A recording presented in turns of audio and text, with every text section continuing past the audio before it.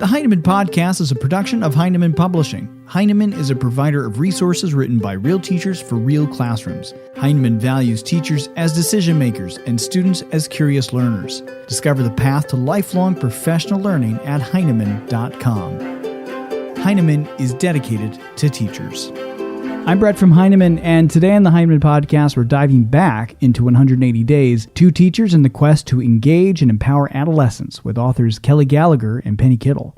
If you haven't already, we invite you to listen to part 1 of our conversation, where we talked about the need for flexibility, having agency in the work, and the process of writing 180 Days.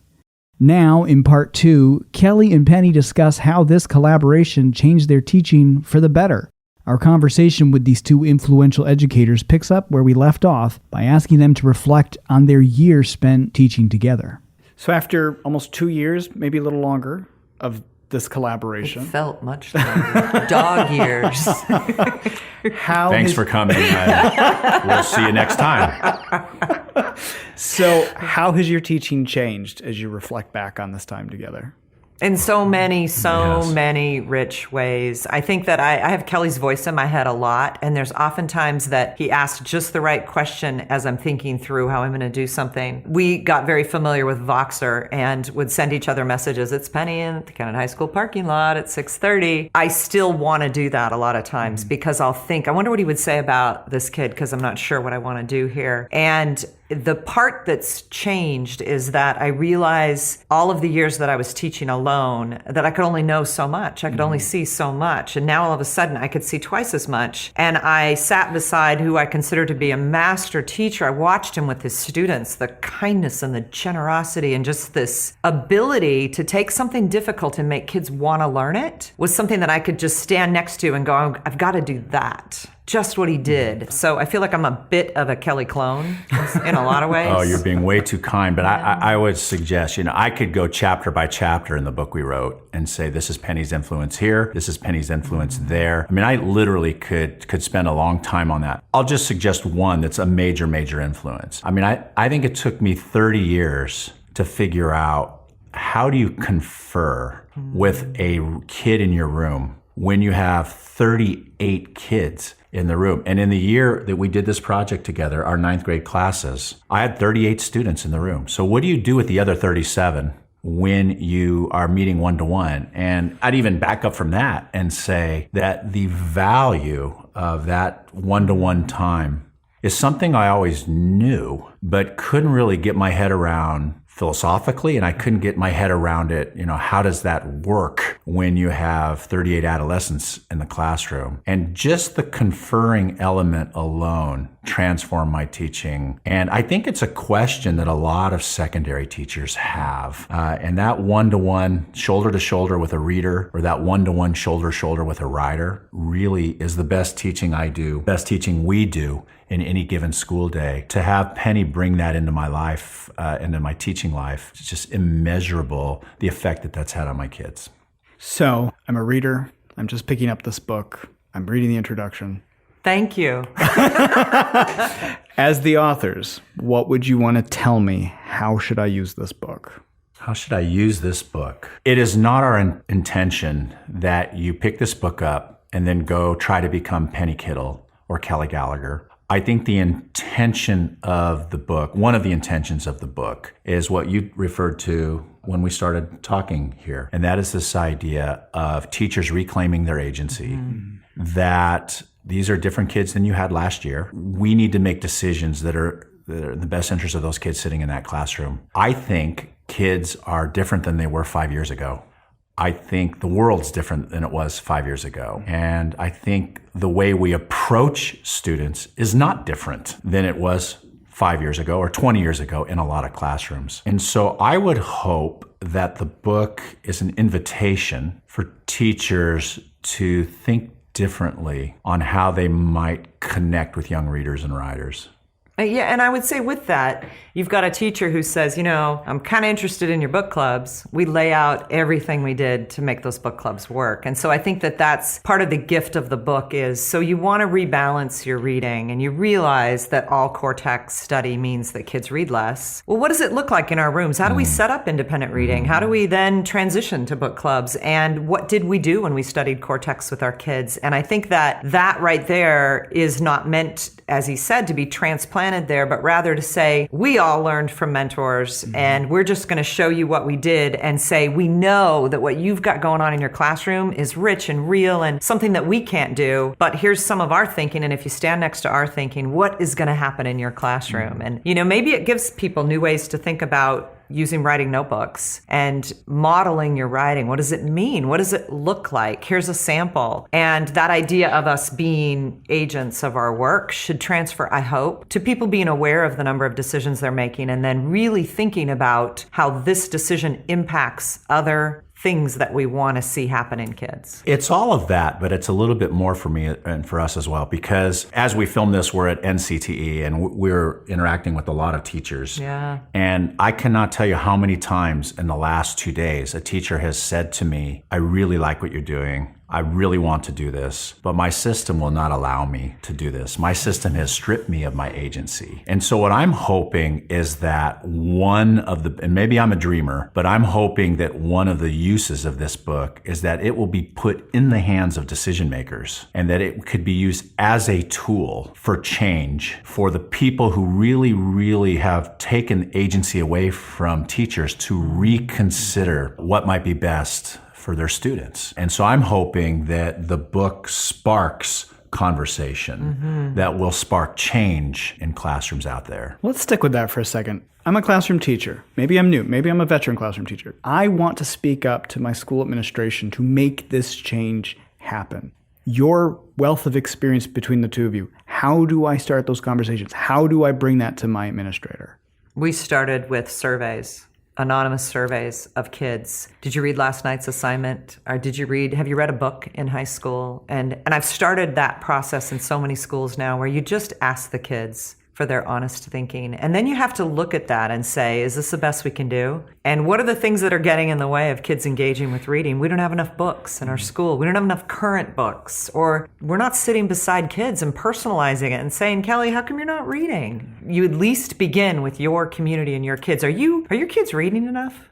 Are they writing enough? Do they write with engagement and confidence? We should probably talk about that because one of the major philosophical underpinnings of the book is that students are not reading enough and they're not writing enough. And you could teach every standard in the world, but if your kids do not read and write more than they're currently reading and writing, it doesn't matter if you teach every standard in the world. That volume is foundational to where we're going. I would also, in my world, and I've heard this and I've heard people say this to you, is that I would hope in a system that this book becomes the focal point of a book study amongst educators. I've heard people say, we studied right beside them. I've heard people say, we've studied read aside, and it has changed what we are doing in our district. And I'm hoping people will, that 180 days will have that same effect, that it gives the teachers a tool in which to open the conversation with those who make those kind of decisions. And so I'm hoping that kind of, book study happens in a lot of districts.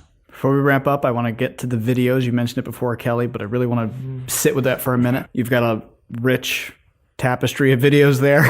We do. Talk a little bit about what's there. 2 days that I taught in his room and 2 days he taught in my room. And we have, 35, 40 conferences between readers and writers, and they're all live. There's nothing that, we would approach a kid and try to figure out how to help them just like we do in our classrooms. And there are a lot of mini lessons. There's one section that I love where we use a passage study to do the book talk, to have the kids write, to revise, to share what we're doing, move it right into a mini lesson on introduction of what they're, it's like you can see the whole of a 50-minute block in his room, or you could see parts. And I think that's the brilliance of the editing here, is that you could study the book talks we did, or you could just look at conferring for a while. It's wonderful, flexible stuff. I also we did a lot of, welcome to Anaheim, Penny. Let's talk about today's lesson. So there's that teacher thinking, there's that, here's what we're trying to achieve today. And then you watch the lessons and then we come back. What did we like? What did we not like? It's that we tried to model authentically, unscripted. This is how we think about what we did today. And we interviewed kids. We did.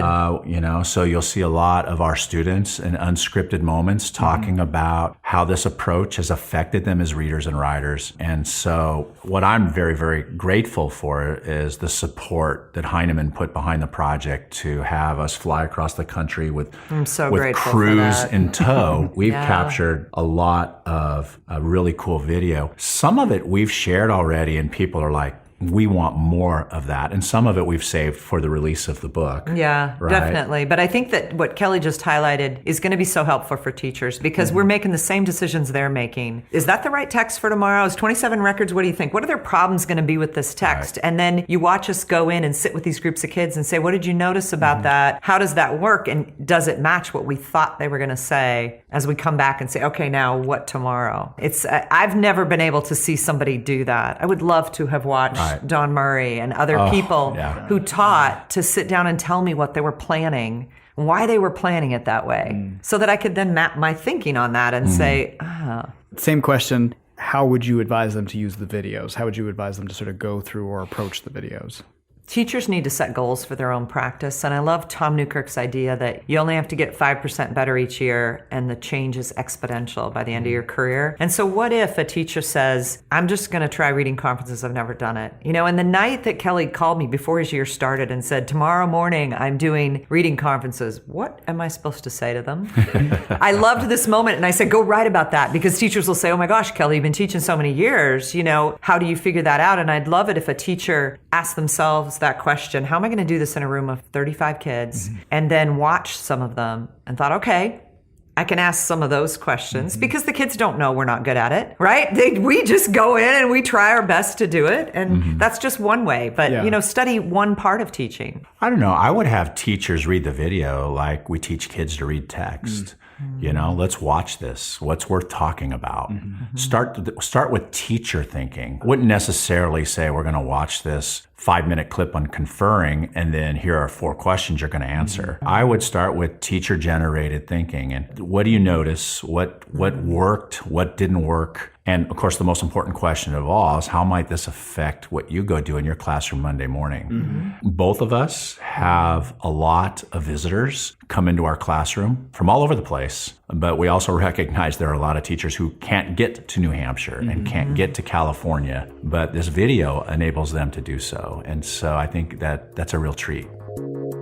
My thanks to Kelly and Penny for their time today. Now, before we wrap up today's podcast, we asked Penny to do something extra special for us. If you're familiar with our Heinemann Teacher Tip app, where we post daily excerpts from our professional books, then you'll love hearing Penny Kittle read a special tip from 180 Days on support for independent reading. Here now is Penny.